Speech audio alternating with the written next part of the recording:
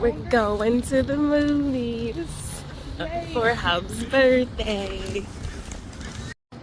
We're seeing Project Hail Mary. This cute little banner just got released. Then we got this cool bucket. We got Rocky. Whoever that is. I read the book. I know Olika has a little hangy thing, so I go hang it. How are you getting Yeah, that? that's I know cool. what this. Play in the sun and enjoy every last bite. So cool.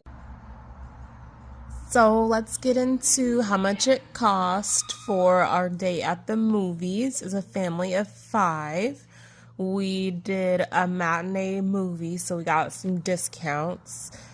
2 adults and 3 kids was $66.95.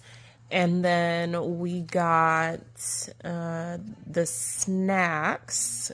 We got a Starry, which is like a Sprite or 7-Up type thing. We got a large Pepsi, and then my husband got this special Hail Mary bucket that you guys saw earlier. And that was $29.99, and it came with a large bucket of popcorn. And altogether, the snacks were $55.02.